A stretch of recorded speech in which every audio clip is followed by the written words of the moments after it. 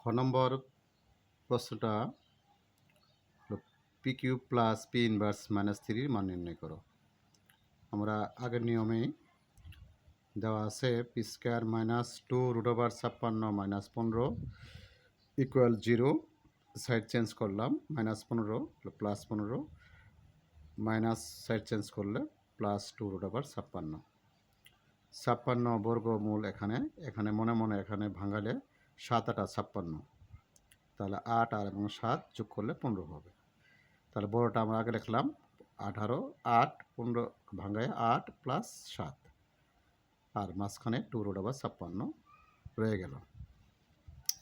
তাহলে আমরা এই √56কে মিল করার জন্য এই √8 হোল স্কয়ার করলাম, আর √7কে আমরা √7 হোল স্কয়ার লিখতে পারি।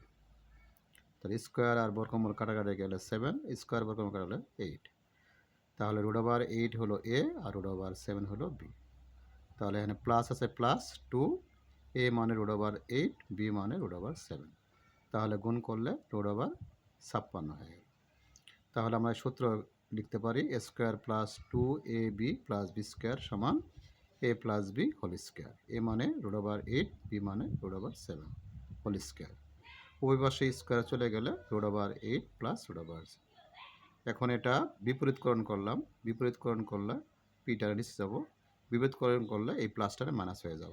যেহেতু দুইটার বর্গের অন্তর 1, তাহলে এই প্লাসটাকে মাইনাস করলেই তার ইনভার্স মান পাওয়া যাবে, মানে বিপরীত মান পাওয়া যাবে। তাহলে পি এর মান পেলাম √8 + √7, তাহলে 1/p এর মান পেলাম √8 - √7। তাহলে আমরা এটাকে যোগ আকারে লিখলাম p + 1/p, p এর পরিবর্তে √8 + √7 + 1/p এর পরিবর্তে √8 - √7। তো প্লাস √7 - √7 ক্যান্সেল হয়ে যায়।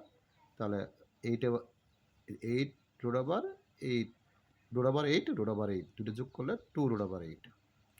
এখন প্রশ্নে চাওয়া হয়েছে P cube plus P inverse cube. ইনভার্সটাকে আমরা বিপরীত করলাম, ইনভার্সটাকে সূচকের নিয়মে নিচে আনলাম।